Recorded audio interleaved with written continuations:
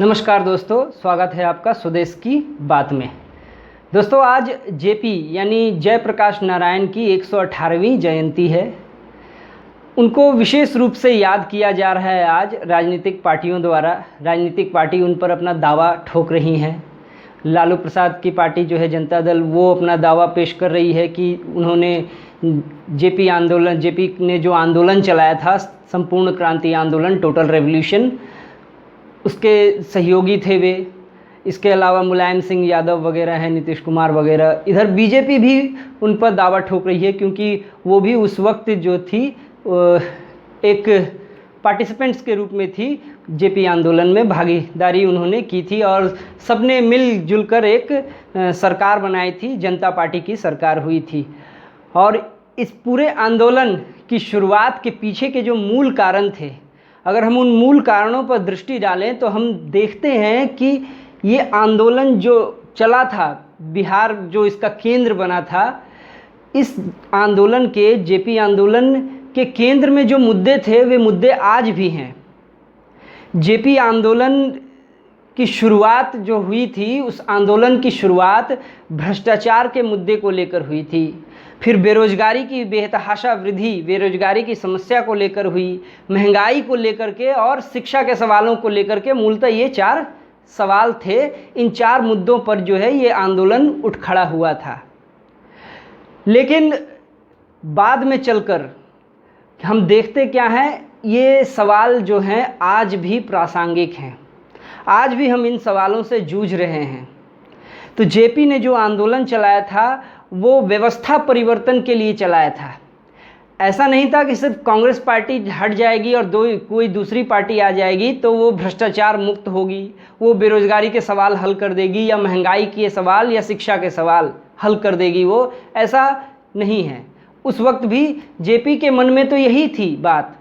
वो वस्तुतः जो है सामाजिक, राजनीतिक और आर्थिक जो है नीतियों का विकल्प तैयार करने की बात कर रहे थे, क्योंकि उस समय की जो तात्कालिक परिस्थितियां थी 70 के दशक की, वो नीतियां परिवर्तन लाने में, यानी इन सब चीज़ों में सुधार करने में सक्षम नहीं थी।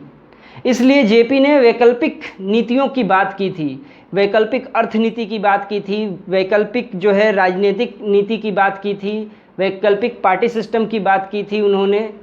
तो इस तरह के उद्देश्य जो थे वो जेपी के माइंड में थे। किंतु जेपी के जो अनुयायी थे या जो उनके नेतृत्व में चल रहे थे, या जिन लोगों ने जो संपूर्ण क्रांति आंदोलन जो जेपी ने नारा दिया था उस समय के आंदोलन को, तो उसके पीछे उनके शामिल होने की वजहें अलग अलग थीं। जेपी से दरख्वास्त की गई, लालू प्रसाद यादव वगैरह ये लोग गए और इन्होंने दरख्वास्त की कि वे उनके आंदोलन का नेतृत्व करें। पहले तो जेपी उस आंदोलन से अलग थे, वो चीज़ें देख रहे थे, उनके मन में जो थी बेचैनी थी, लेकिन पहले वो उस आंदोलन में शामिल नहीं थे। बाद में उनसे आग्रह किया गया तो वो शामिल हुए थे। लेकिन ये जो लोग जो जेपी को इसमें शामिल कर लेना चाहते थे, उन सब की मंशा भी दूसरी थी। जेपी का उद्देश्य था इस आंदोलन का नेतृत्व करना, और इस आंदोलन के मार्फत उन्होंने जो कहा कि ये जो है, अब ये आंदोलन मात्र सरकार बदलने वाला आंदोलन नहीं है कि कांग्रेस पार्टी को हटा दें और कोई दूसरी पार्टी लाएंगे तो वो ठीक हो जाएगा। वो पूरे प्रणालियों को चेंज करने की बात करते थे, वो व्यवस्था परिवर्तन की बात करते थे। और अगर हम देखें तो आज तक जो है व्यवस्था परिवर्तन वो नहीं हुआ। जेपी ने कुछ मूलभूत समस्याओं की ओर हमारा ध्यान आकर्षित किया था, लेकिन वो समस्याएं जो थी नेपथ्य में चली गई, पर्दे में, बिहाइंड द कर्टन्स वो चली गई। उन सब समस्याओं पर कोई विचार बातचीत होती ही नहीं है।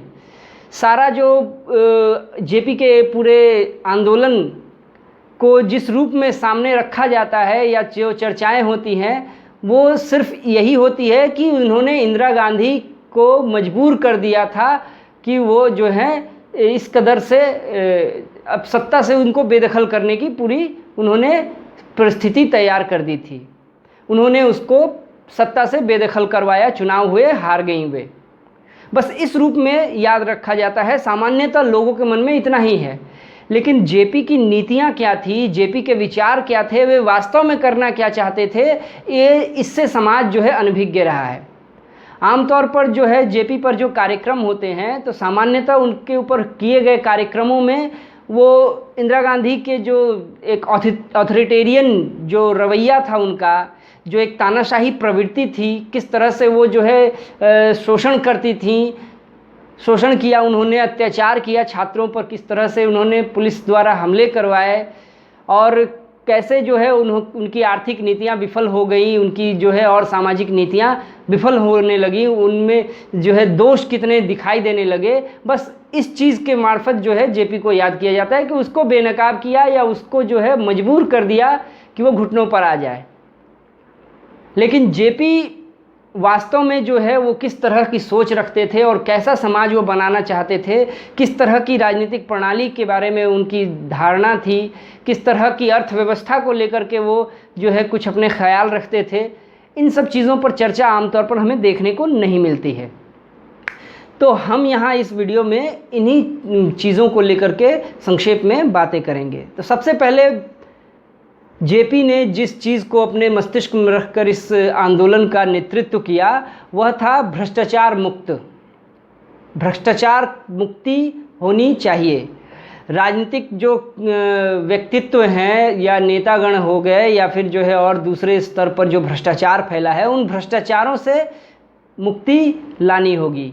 नेताओं के भ्रष्टाचार को कम करना होगा। इसलिए जो है हमें संसदीय प्रणाली में बहुत सुधार करने की ज़रूरत है। उन्होंने एक चीज़ जो उस समय उन्होंने रेकमेंड की थी, आज जो है उन जेपी से अपना जुड़ाव बताने वाले जितने नेता हैं, सब जितनी पार्टियां, वो कहती हैं कि हम जेपी के उत्तराधिकारी हैं, वे जेपी के उस मूल सवाल पर सब कतरा जाते हैं। जेपी को अलग छोड़कर सारी राजनीतिक पार्टियां एक हो जाती हैं और वो था राइट टू रिकॉल।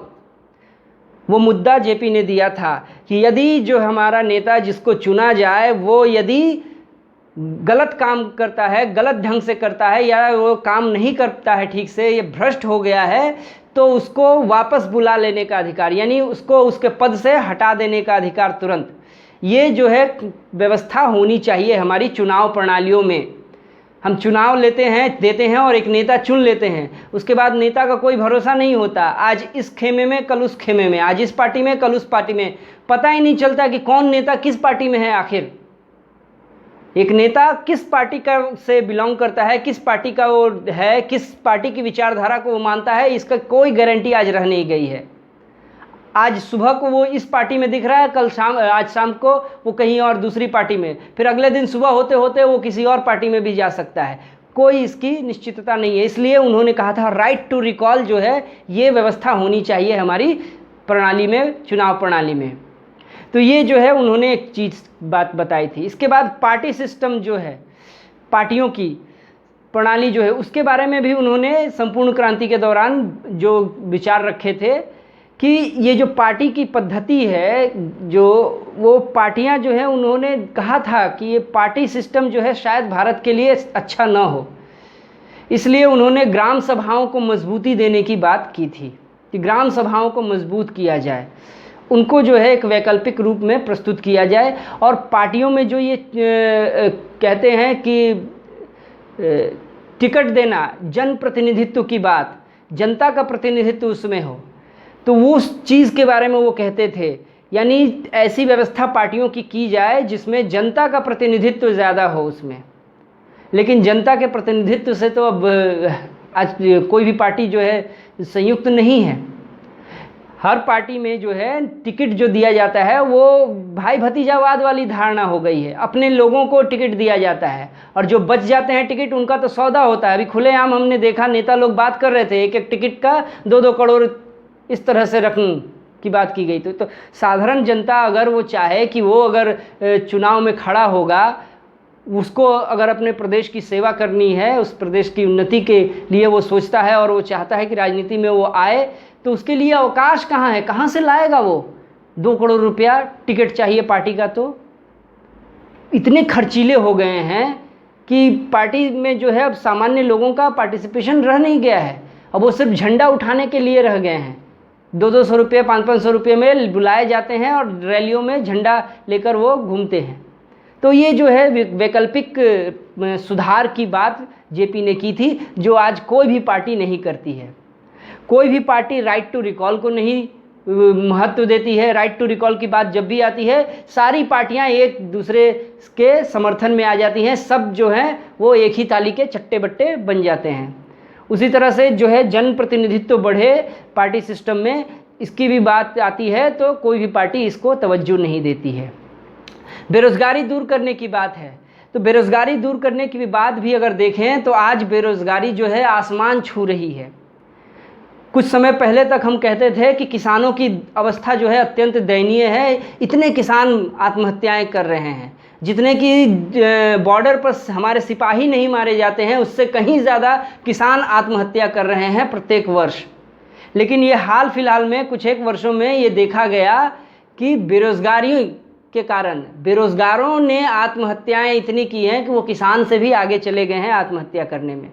तो ये समस्याएं अभी भी वर्तमान हैं। जेपी का आंदोलन, जेपी की विचारधारा व्यवस्था परिवर्तन की थी, सत्ता परिवर्तन की नहीं। लेकिन उनके साथ जिन लोगों ने सहयोग किया, जिन लोगों ने उनके नेतृत्व में कांग्रेस पार्टी का विरोध किया था, वे सत्ता परिवर्तन से बस मतलब रखते थे। उनको व्यवस्था से कोई प्रॉब्लम नहीं थी, वो व्यवस्था बहुत एकदम अच्छी थी, भली चंगी थी, वो उसमें भी लाभ ले सकते थे। इसलिए व्यवस्था परिवर्तन से उनको कोई सरोकार नहीं था, उनका सरोकार केवल केवल सत्ता परिवर्तन से था। लेकिन जेपी चाहते थे व्यवस्था परिवर्तन, इसलिए जेपी आज भी रेलेवेंट हैं। आज भी जो है उनके विचारों की बहुत ज़रूरत है। आज़ादी के बाद जो स्वतंत्र भारत में यदि किसी ने जो है राजनीतिक सुधार की बात अगर की है, पहले सबसे पहले जिन्होंने ज़ोरदार तरीके से इस प्रस्ताव को लाया, इसके पैरोकार बने, हुए हैं जेपी। राजनीतिक सुधार अत्यंत महत्वपूर्ण है। राजनीतिक सुधार के नाम पर सारी पार्टियां जो हैं इसके खिलाफ हो जाती हैं। सभी पार्टियां एकताबद्ध हो जाती हैं, कोई राजनीतिक सुधार के पक्ष में है ही नहीं।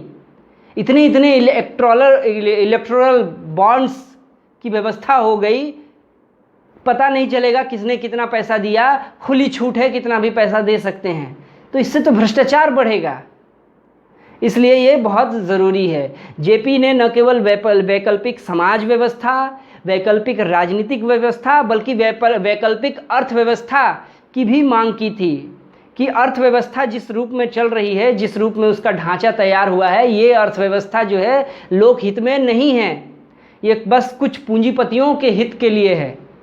वो उस वक्त भी थी, आज भी है, आज तो और भी अधिक है। ऐसा लगता है दो एक लोगों को, कुछ विशेष दो एक लोग जो हैं उसको फ़ायदा पहुंचाने के लिए सारी नीतियां तैयार की गई हैं। अभी हाल फिलहाल में जो है कृषि बिल आया, ये तो सीधे सीधे एकदम साफ दिखाई दे रहा है कि इसमें जो है अंबानी अडानी इन लोगों को फ़ायदा पहुंचाने के लिए ये कानून तैयार किया गया है।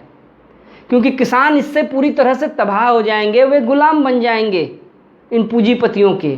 मंडी की जो व्यवस्था थी, मंडियों से जो है वो न्यूनतम मूल्य जो है उसको हटा देने की बात है, उस पर कोई बात ही नहीं की जा रही है। तो ये जो कुछ मुद्दे हैं, इन मुद्दों पर जेपी के विचार जो थे बिल्कुल स्पष्ट थे।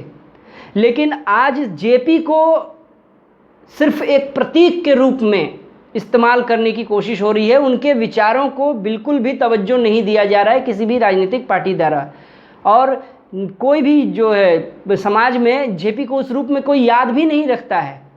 बहुत ही कम लोग ऐसे हैं जो जेपी के नाम को जानते हैं, और उनके विचारों को जानने वाले तो और भी बहुत कम हैं। उसके बारे में प्रचार ही नहीं किया जाता है कि जेपी थे क्या, क्या चाहते थे और किस तरह की जो है नीतियों का सुझाव उन्होंने दिया था। राजनीतिक पार्टियां सिर्फ उनको जो है कांग्रेस के विरोध में इस्तेमाल करती हैं। राष्ट्रीय स्तर पर बीजेपी जो है कांग्रेस विरोधी रूप में उसको इख्तियार करती है, वहीं दूसरी तरफ क्षेत्रीय स्तर पर विशेषकर जो है उत्तर भारत के जो दल हैं, क्षेत्रीय दल, वो भी जो है कांग्रेस विरोधी के रूप में उसको स्वीकार करते हैं कि तानाशाही के विरुद्ध में जेपी का आंदोलन खड़ा हुआ था। तानाशाही का जो रूप था वो तो बाद में देखने को मिला हमें आंदोलन में। जब जेपी ने आंदोलन में किया उसको उन्होंने ज्वाइन किया, उसके बाद जो है इमरजेंसी लागू हुई। लेकिन उसके पहले की जो स्थितियां हैं, उसके पहले की स्थितियां जो थी वो उस रूप में नहीं थी। तो ये तानाशाही के रूप में सिर्फ दिखाया जाता है जानबूझकर, ताकि एक पार्टी को सिर्फ अलग कर दिया जाए, एक पार्टी को ख़त्म कर दिया जाए और बाकी सारी पार्टियां उसी स्ट्रक्चर पर चलें या उससे भी ख़तरनाक स्ट्रक्चर उनका हो। इससे कोई उनको जो है परहेज़ नहीं है। तो जेपी ने जो सबसे महत्वपूर्ण बात जो की थी, उनके सारे विचारों का अगर हम निचोड़ देखना चाहें तो वो इस दो शब्दों में, इन दो शब्दों में आ जाता है, वो है सब्सटेंशियल डेमोक्रेसी।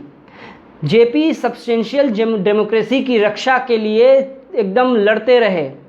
लेकिन जो हाल गांधी जी का हुआ था 1947-48 के बीच में, यानी 1947 गांधी जी ने स्वयं कहा था कि यही सारा देश, यही लोग सब मेरे पीछे चलते थे, सब मेरी बात मानते थे, लेकिन आज मेरी कोई नहीं सुनता। उसी तरह का हाल जेपी का हो गया।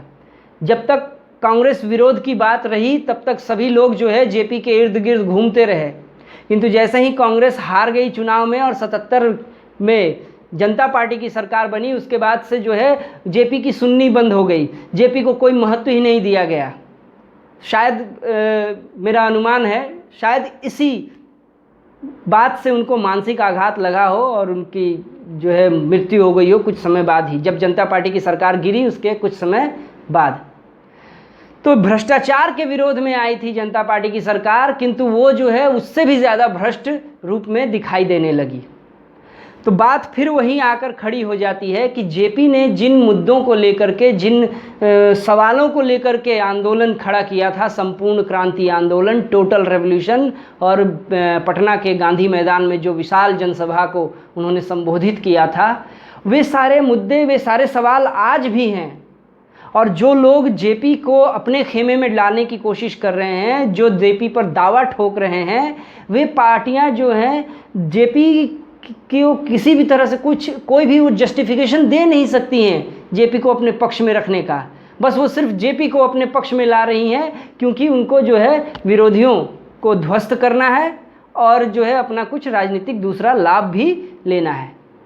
तो ये जो है मूल बात है। आज की वीडियो में हमने इसी चीज़ की चर्चा की और आशा करता हूँ आपको वीडियो पसंद आया होगा। धन्यवाद।